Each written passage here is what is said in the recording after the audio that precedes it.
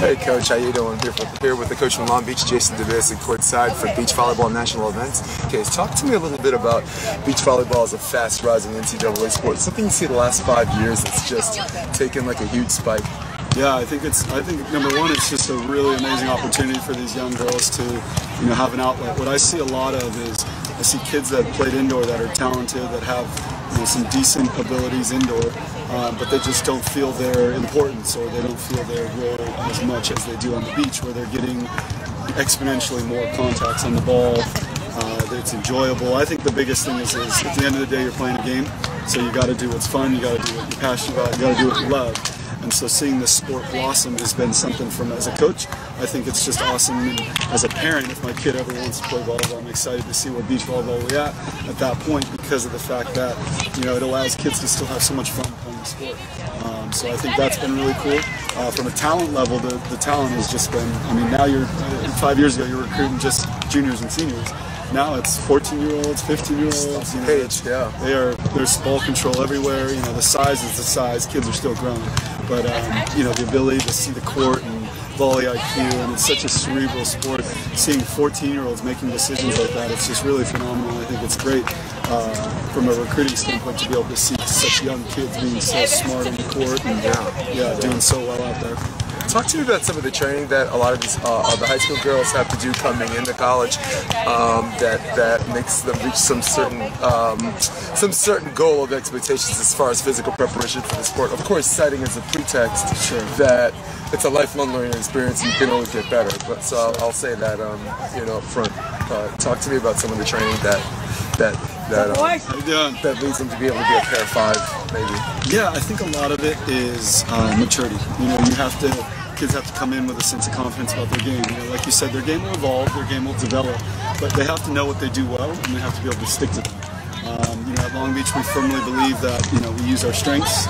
We try not to focus too much on the weaknesses during match preparation, but that's something we sit down and watch on film. Or, film never lies. Yeah. So that's something we sit down and check out on film, and that's when we can kind of do performance reviews and get an idea of what we need to do to be better.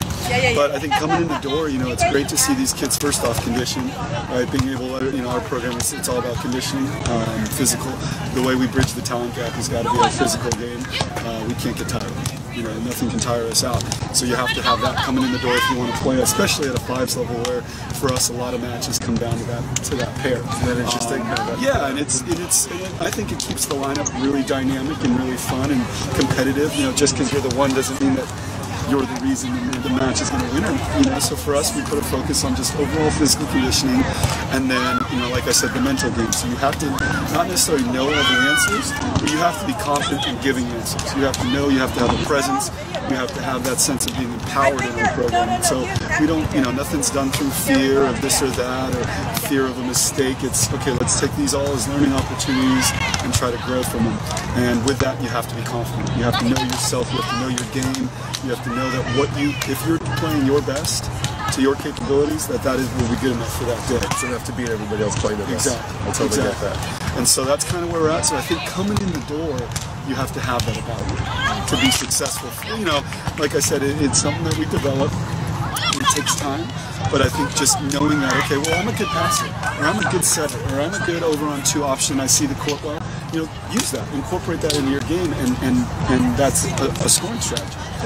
Whereas a lot of kids are like, well, I'm not good enough at this yet, or this yet. These guys are doing this and that. So I think they get caught up because they're so young and they haven't had that mental guidance. So, like you said, just coming in the door, aside from physicality, we're looking at some type of mentality of just being a confident player. Just having a little bit of swag, a little bit of, just pep in the step kind of thing.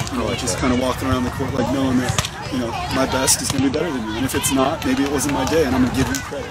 Or maybe I need to sit down, watch some film, and identify, okay, these are key things that I got to work on. Coach, very well said. Yeah, absolutely. Very well said. I couldn't say it better myself. Thanks. Awesome, thank you. I'm super grateful for all the clubs that are opening up, especially in Southern California, so that these athletes have access to great coaches. Because if there wasn't good training, then we wouldn't have the opportunity to see all this high-level talent in the high school level. Yeah, absolutely.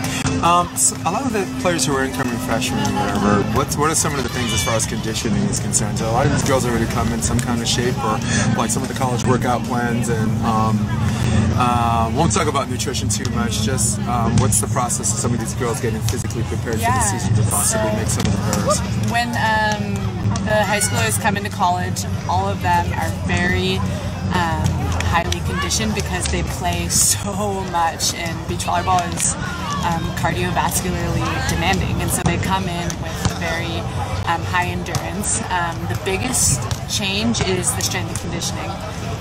A lot of them, since they play so much, they don't hit the weight room as much, and so that's where we see the biggest improvement within their freshman year.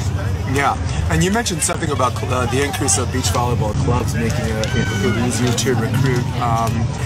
Do you find a lot of the girls that you're recruiting just decided they're just going to play exclusively beach, or are a lot of those girls still balancing out beach and indoor? It really depends on where we're recruiting from.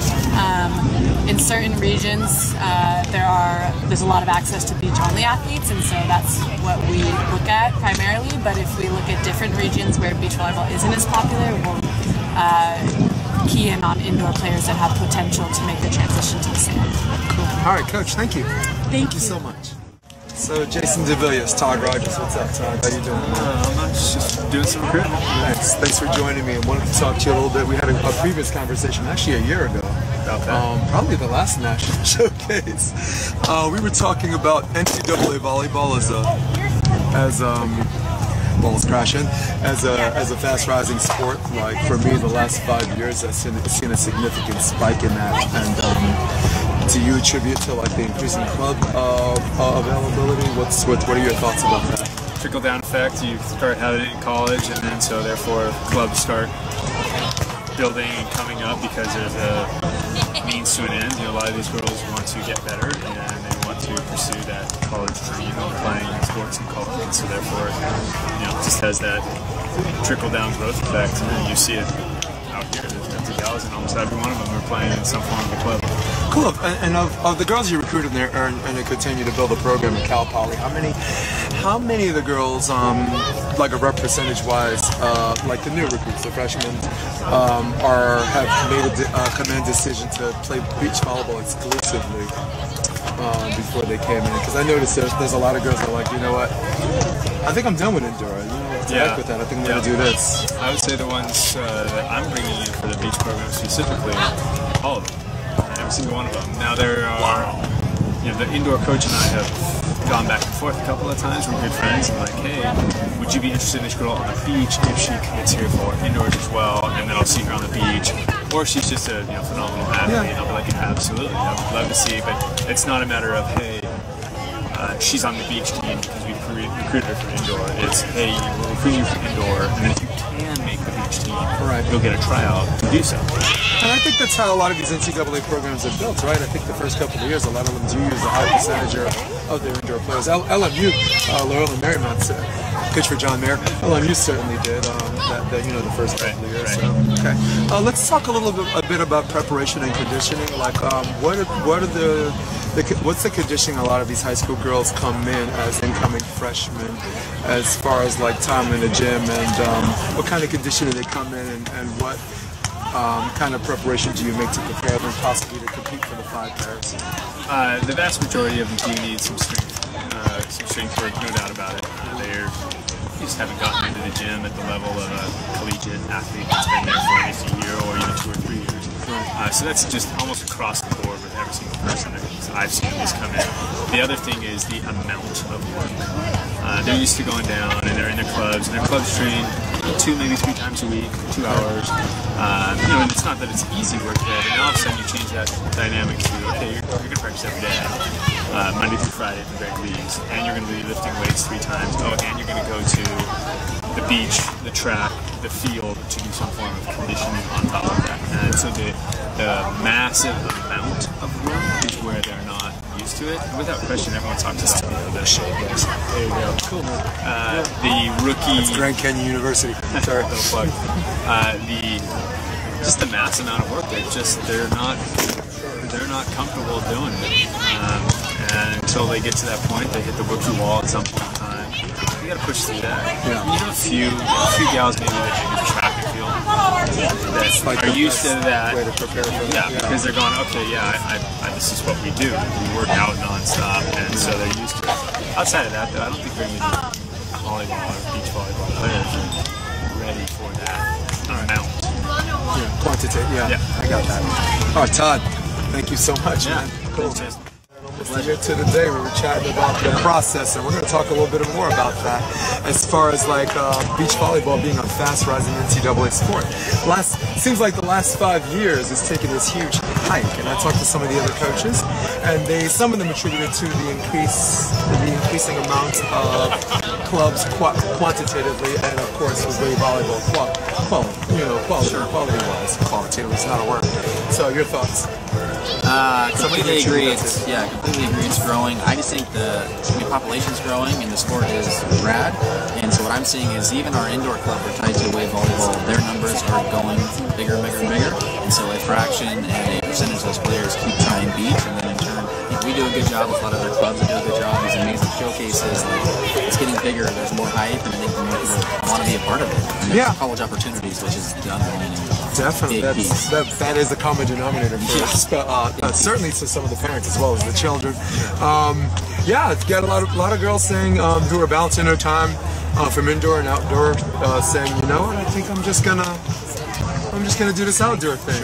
Yeah, man. More players are deciding to go beach only. Is a popular term, but more and more. We got the big in San Diego. The big tryouts come in like early fall in October. Yep. And I'm expecting more of those kind of conversations coming this year more than before, just because all the events are getting bigger. There's more colleges adding, and just the sport itself is just growing, which is amazing to be a part of. Yeah. So let's talk a little bit about physical preparation for the NCAA beach volleyball. Sure. I'm under the understanding a lot of the college coaches, for a lot of girls that don't use the gym time, they PT them to death, of course, to help prep for the season. What's some of the things you do as a club coach that helps not just mentally, we'll speak off the cuff, mentally and physically. Yeah. But let's talk a little bit about both. Some of the things you help to do to prepare them for. Maybe I say the mental side first. The mental side, it's tough, and everyone does their own thing. We have a lot of kind of active coaching during practices, and more so like kind of scenarios where like, hey, look, in this situation, like this is what just happened. What do you think about this? And if a player is doing, we kind of go. It's a long-winded answer, and that like there's all sorts of moving pieces, obviously, and in fact, like, why would we be serving a player in this situation, or why are we doing that blog call when this is what they're showing us, and trying the mental, physical side of it, I guess. That makes sense, and like, so we're constantly giving feedback about that and asking them questions, and hopefully letting the individual team I'm speaking with the scenario like answer the question. Like, this way, and so that mental side of it, and the idea of like a strong start, like you've got to come out to every match, and you've got to try to get to 5 first, and then 10 first, and like, what it might do on the court if you come out like bouncing balls the first couple swings, and like, is that team going to then serve you or not serve you? And like, there's all these little mental pieces, even the warm-ups we kind of talked about.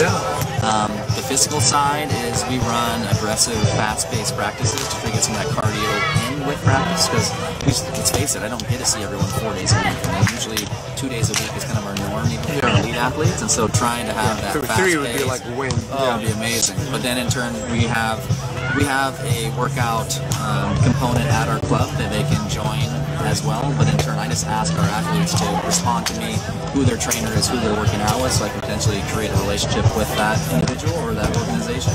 And in turn we are suggesting that they are working out 1-2 days a week on their off days, and because we're hearing that you're saying the college game, they're working out a ton. And I have even today I've had 2 coaches tell me like, hey, I really like so-and-so, if they get stronger, like they're there. And so I am regurgitating that information, that feedback, and trying to impress that upon our athletes. And, I don't have a stake in the workout component, but I want them working out. And we've all seen like, having your legs at the beginning of a tournament, at the end of a tournament, is super important. If you're not training those muscle groups, and that it's not just going to happen.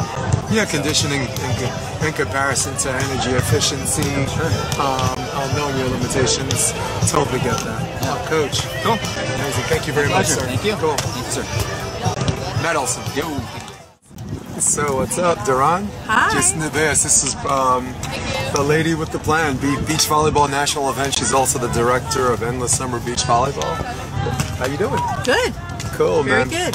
So I was talking to some of the other coaches about process, and also NCAA beach volleyball as a fast rising sport. And I guess I'll shoot some of these questions your way. Like the last 5 years, there's been a huge spike in girls who are telling themselves, who have been balancing indoor and outdoor volleyball, right? Who have been telling themselves, actually, I'm just going to play beach. Right, it's happening a lot. Yeah. Yeah, the last 5 years. And what do you think? What do you attribute that to? I think there's more opportunities on the beach. There's a lot more schools opening up. There doesn't necessarily have to have these schools. Although they do like height, you don't have to be 6'8" or 6'5", and so there's a lot of room for the undersized player that's maybe under 6 feet. Yeah, that's true. Yeah, that's true. I also talked to some of the coaches about physical and mental preparations that go from high school to college. What do you think I'm with Endless Summer too, so what do you think we do to help some of these girls either physically or mentally prepare? You can tackle one of those categories to help them prepare for college. Physically, we give them a structure that they're used to, and they know that it's demanding, and they have to stay with it. There's certain requirements that we demand when they come to practice, and I think mentally, we prepare them where we don't overcoach them at tournaments. We give them all the preparation that they need at practice. And so when we get to tournaments, it's expected that they know they've got to call timeouts, that they need to call for each other in certain situations. They need to make their calls. And they're relying on each other as opposed to relying on the coach. So we're trying to make them independent so that way they can process everything and limit their timeouts, and they know how to talk to each other when they're on the court, and they can figure things out as opposed to taking a timeout and looking for that help. We've already crossed that bridge at practice. We're giving them the knowledge that they have with talking to them. So when we get to a tournament, we're gonna work with them and we're gonna coach them, but they really already know what they need to do. Yeah. What I found out, one of the biggest things was one of the enemies of winning some of these tournaments was something I affectionately refer to as paralysis through analysis. Right. And I think you do a really good job. You're diligent in making sure they know volleyball is about strategy, but it's also about doing. Right. And not, like you said, not overanalyzing. I think you as a program director and the coaches that are part of Endless Summer have done a really good job. But in fact, I think the coaches are great. Awesome. I do too. We always have top players, and we're very proud of them. So we're excited to keep working with them. Yep. Duran Forbes, thank you very much. Thank You're you. Awesome. Yes. And hopefully we'll see everybody at the next Beach Volleyball National Events, which will be July 31st, and the day before, July 30th, will be our College Coaches Clinic, and we've got 8 coaches already lined up, so we're going to possibly be doing 2 sessions with maybe even more coaches. So look us up and come out and play to get noticed. I love it. All right, thank you.